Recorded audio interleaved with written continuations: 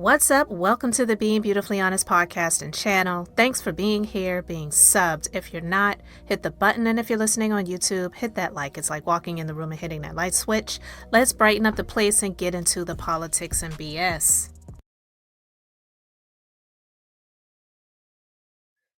What's up, guys? It's late, but I wanted to share this because I just thought this was hilarious and it goes with what I was talking about before when it comes to the hypocrisy with the Christians that are for 45/47, but were against the person that was running against him. And now the world, not just this nation, this country, is in a whirlwind because of all of the hateful things that he's doing and the revenge tour that he's on, which none of this stuff is Christ-like.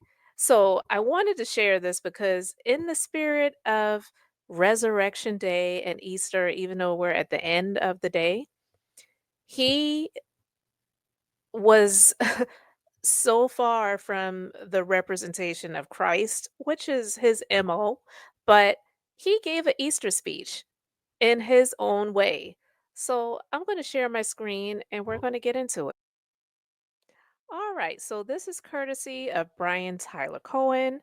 So let's go ahead and get into the Antichrist Easter speech of Mr. 45/47.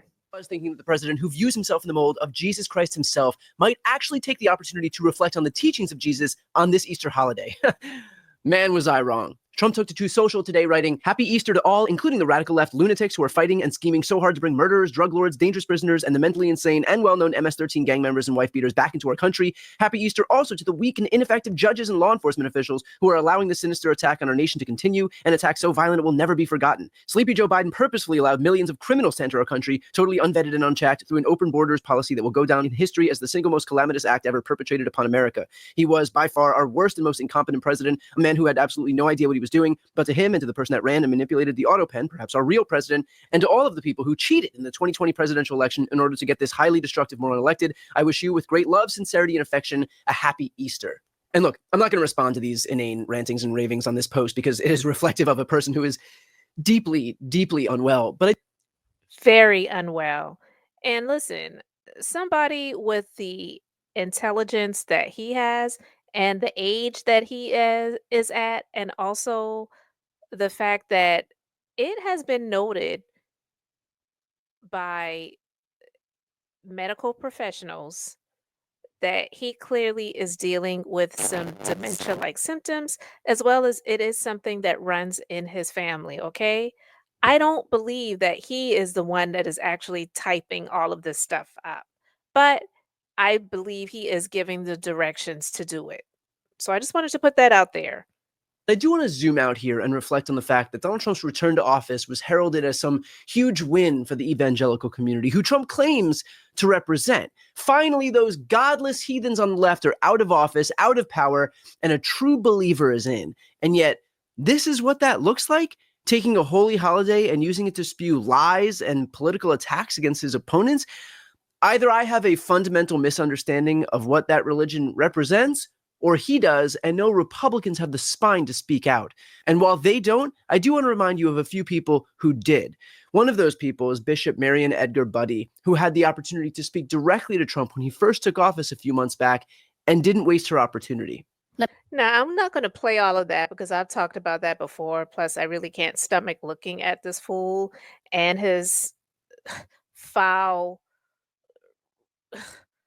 greedy family. But yeah, let's continue. Let's be clear, what she's explaining here isn't some foreign concept for people who call themselves Christians. Showing empathy or caring about families is quite literally what Christianity is predicated on. And yet you can see on the faces of J.D. Vance and Donald Trump that being asked to follow these principles is deeply uncomfortable. Vance can hardly maintain eye contact. In fact, the whole Trump family seems to be crawling out of their skin when the president is told to follow the most basic tenets of the very religion that he claims to adhere to. Here's another person who isn't allowing Trump to co-opt the entire definition of Christianity, Texas State Legislator James Tallarico. Christian nationalists have taken Trump as their new Christ. because he's everything the first one was not. Jesus was poor. Trump is rich.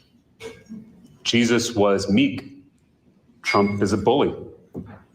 Ain't that the truth? Jesus lost, and Trump is obsessed with winning. Now, I will say this. I don't want to say Jesus lost because he ultimately won, but yeah, the, the- I'm not even going to go down that rabbit hole right now, but you get the gist of what he's saying. They believe that 45/47 is a winner because he has been able to get away with proverbial MURDER and a lot of crimes, and he doesn't seem to have to pay the penalty for anything. And Jesus paid the price for the sins of the world that did not deserve it. I honestly think that if Donald Trump and JD Vance met Jesus today, they would ridicule him as a single, childless hippie.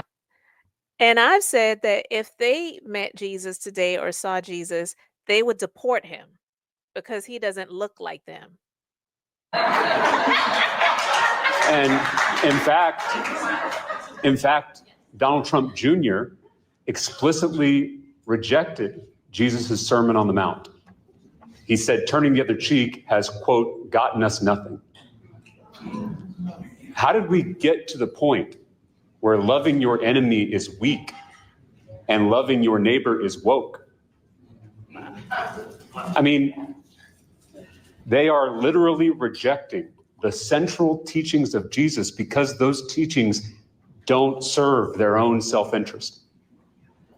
Christian nationalism is not about the way of Jesus. It's about the pursuit of power.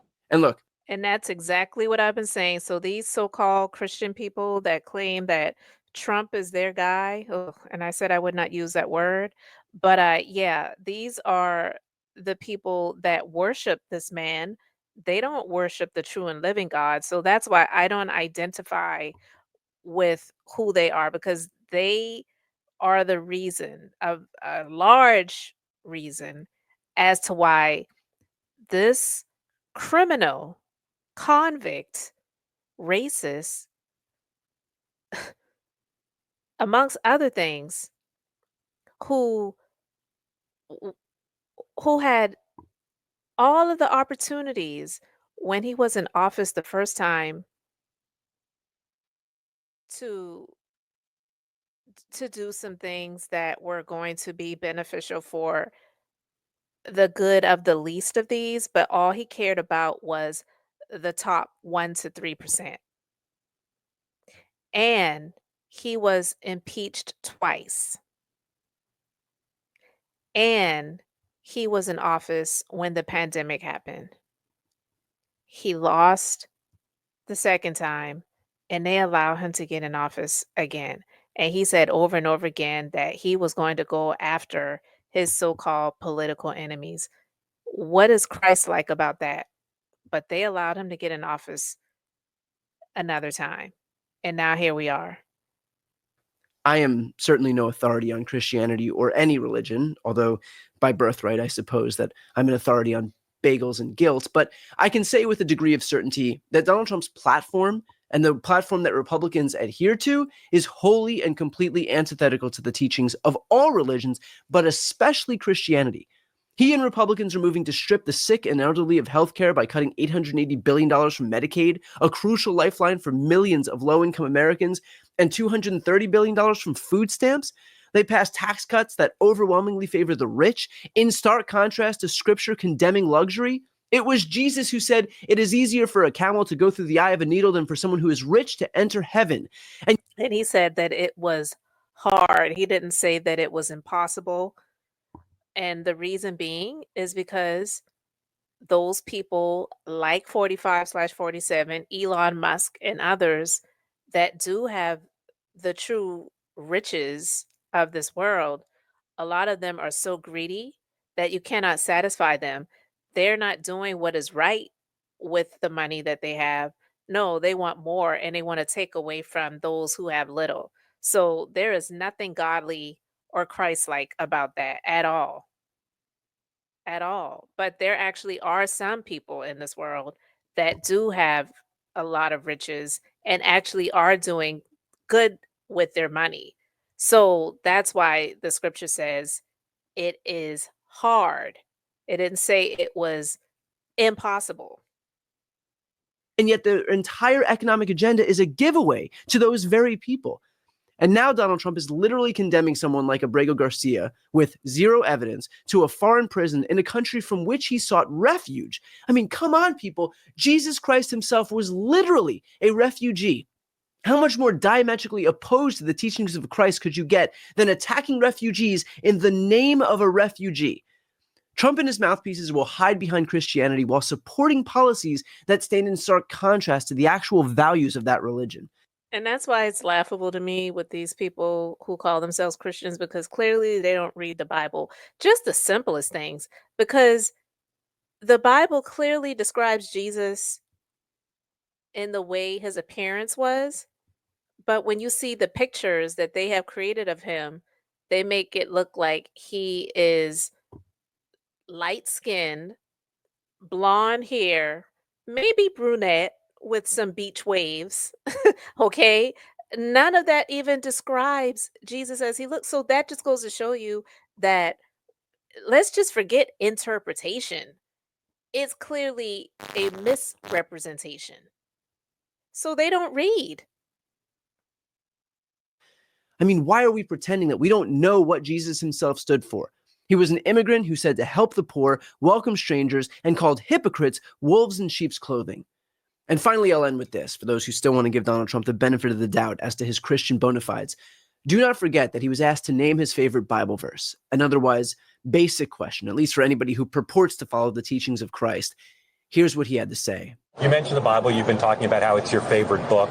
And you said, I think last night in Iowa, some people are surprised that you say that. I'm wondering what one or two of your most favored Bible verses are and why. I wouldn't want to get into it because to me that's very personal. You know, when I talk about the Bible, it's very personal. So I don't want to get into verses. I don't want to get into. There's no verse that means a lot to you that you think about or cite. The Bible means a lot to me. And I don't care what you think about what I have to say, but I'm just going to be honest and say it how I feel. The Bible doesn't mean shit, Donald Trump, okay? And look at him. This is what he looked like. And what year was this? When he was running the first go around? Look how much he has aged. I mean, he looked bad back then. He looks worse now. And these fools are talking about him having a third term, which is laughable. I'm not going to sit here and say that they wouldn't actually try it. That's not what I mean. But the fact that they think that he's actually going to be alive to be able to serve another 4 years after these 4 years, and it hasn't even been 4 months into this term. Get the F up out of here with that BS. But I don't want to get into specifics. Even to cite a verse that No, you like. I don't want to do that. Are you an Old Testament guy or a New Testament guy? Probably equal, I think.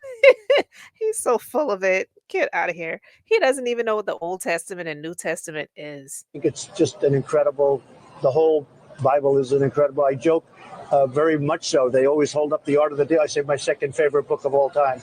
But I just think the Bible is just something very special. Which brings It's full of it. And I'm just going to stop it there. I'll put the full video link in the description if you want to check it out. That video is courtesy of Brian Tyler Cohen, and I shared it under fair use commentary for criticism, critique, education, entertainment, and research. But yeah, Donald Trump's Easter speech, very Antichrist-like. So I just wanted to share that with you guys, get your thoughts on it so you can let me know yours in the comments. Thanks for being here, liking, and subscribing. I'm Beth, just being beautifully honest. So until next time, I wanted to keep it brief, beautiful, and now I'm going to say bye.